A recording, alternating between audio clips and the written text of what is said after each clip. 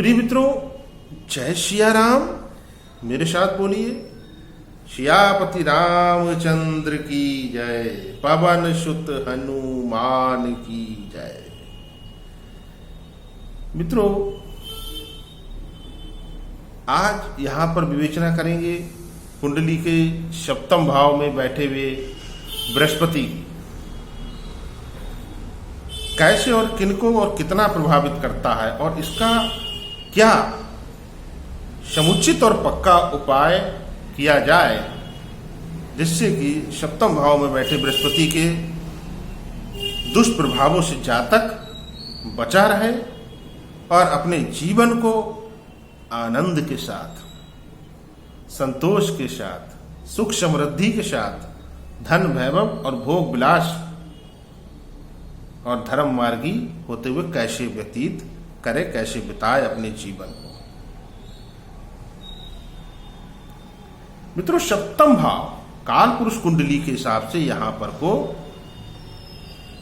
तुला राशि आती है, जिसके स्वामी शुक्रदेव है। पत्नी के भी कारक है, धन के भी कारक है, लक्ष्मी के भी कारक है। और मित्रों, सप्तम भाव में बृहस्पति जिस जातक के आके बैठ जाए, विशेषतः लड़कों की कुंडली में,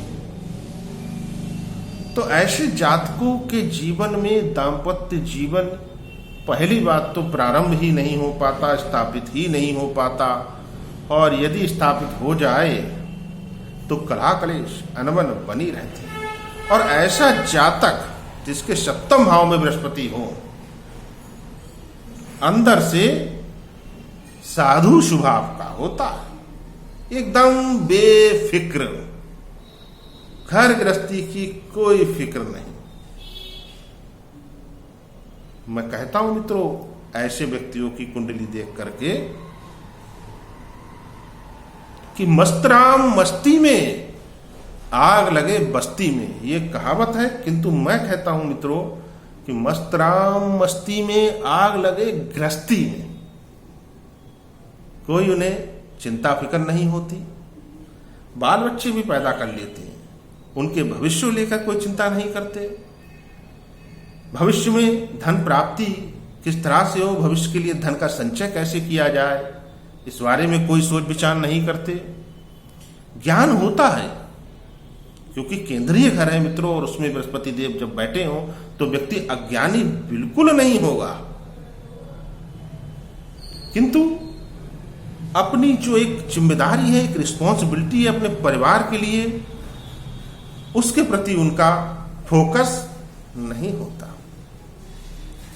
लड़कियों की कुंडली में ये बृहस्पति बहुत खराब फल नहीं करते, क्योंकि वो स्वयं साक्षात बुध और शुक्र होती हैं, तो उनकी बुद्धि और उनके धन पर इनका कोई ज्यादा प्रभाव नहीं आता। उनके लिए तो बहुत अच्छा फल प्रदान करते हैं सप्तम भाव के बृहस्पति। किंतु पुरुषों के लिए सप्तम भाव के बृहस्पति अनुकूल नहीं होते।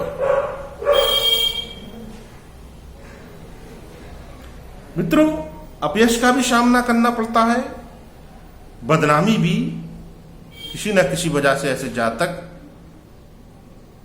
उठाते हैं।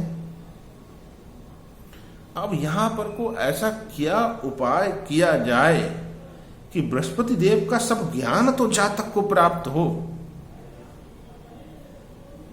किंतु धन की प्राप्ति में भी किसी प्रकार की बाधा ना आए, और जो जातक है, जो पुरुष है, वो पूरी तरह से सांसारिक कार्यों की ओर उन्मुख हो, चिंतित रहे, घर गृहस्थी बसाए और उस घर गृहस्थी को चलाए अच्छी तरह से,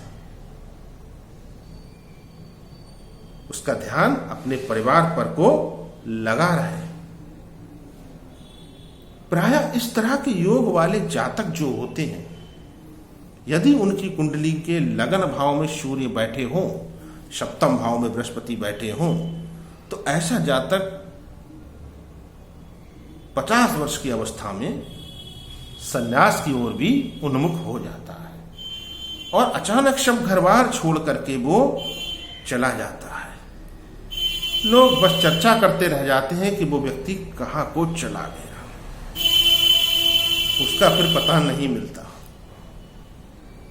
घर परिवार में किसी के भी सप्तम भाव में बृहस्पति हो तो एक और बात का विशेष ध्यान रखना है। ऐसे जातक जिनके सप्तम भाव में बृहस्पति हो बहुत अधिक पूजा पाठ करते हैं, एक सनक, एक पागलपन, एक उन्माद की अवस्था तक वो पूजा पाठ में लगे रहते हैं और घर के अंदर बहुत भारी मंदिर स्थापित कर लेते हैं, बहुत भारी मंदिर जो घर के लिए अशुभ फल करने लगता है। क्योंकि बृहस्पति जब अशुभ होते हैं तो घर के अंदर बहुत भारी मंदिर रखना और उसमें बैठ करके घंटों पूजा करना, ये घर के लिए फिर शुभ फल नहीं देता। तो ऐसे जातकों को घर के अंदर तस्वीरें रखना चाहिए, ज्यादा मूर्तियां इकट्ठा नहीं करना चाहिए और घर के मंदिर में ज्यादा देर पूजा पाठ नहीं करना है।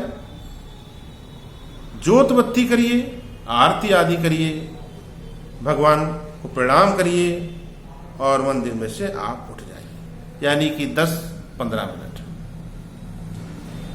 जाप आदि करना हो ऐसे जातकों को, कोई अन्य अनुष्ठान करना हो, चालीसा आदि करना हो किसी देवी देवता का, तो वो घर के निकट जो भी मंदिर हो वहां पर बैठ करके इस क्रिया को कर सकते हैं। अब आपको वो उपाय बताते हैं जिससे कि सप्तम भाव के बृहस्पति अनुकूल हो करके जातक के लिए उत्तम फल प्रदान करेंगे। उनको प्रसन्न करने का, उनके दुष्प्रभाव को समाप्त करने का बहुत पक्का उपाय है मित्रों। पीले सूती कपड़े के अंदर साबुत मूंग, जी हाँ मित्रों, मूंग हरी जो दाल आती है छिलके वाली, वो दाल नहीं लेनी, साबुत मूंग आपको लेना है। एक मुट्ठी मूंग बस लीजिए, पीले रंग के सूती कपड़े के अंदर उसको बांधकर उसकी छोटी सी पोटली बनाकर अपने घर में कहीं भी रख दीजिए। मंदिर में भी रख सकते हैं, अन्य किसी स्थान पर साफ शुद्ध पवित्र स्थान पर को आप रख सकते हैं। सप्तम भाव के बृहस्पति अनुकूल फल देने लगेंगे। 1 वर्ष तक इसको रखा रहने दीजिए। 1 वर्ष के उपरांत इस पोटली को आप किसी पेड़ आदि के नीचे रख के आ सकते हैं, किसी मंदिर में भी आप रख सकते हैं जाकर के। फिर दोबारा इस पोटली को स्थापित करना है। मित्रों, ग्रह अधीनम जगत सर्वम ग्रह अधीनम नरावरा, काल ज्ञानम ग्रह अधीनम, ग्रह कर्म फल प्रदा, सृष्टि रक्षण संहारा, सर्वे चापी ग्रहणुगा। जी हाँ मित्रों, समस्त संसार, समस्त जीव जंतु ग्रहों के अधीन है, इसलिए अपने ग्रहों को अनुकूल करके जीवन में आगे को चलना चाहिए। मैं आचार्य आशीष शास्त्री आपकी सेवा में अनवरत तत्पर। मित्रों, वीडियो को लाइक अवश्य कीजिए, आपका एक लाइक हमारे लिए अनमोल है। चैनल पर पहली बार हो सब्सक्राइब करना ना भूलें। ऐसी शास्त्रोक्त प्रमाणिक जानकारी और पक्के उपाय यहाँ पर को आपको बतलाए जाते हैं। परमपिता परमेश्वर से आपके ऊपर कृपा करने की प्रार्थना करते हुए इस कार्यक्रम का समापन करता हूं। जय सिया राम।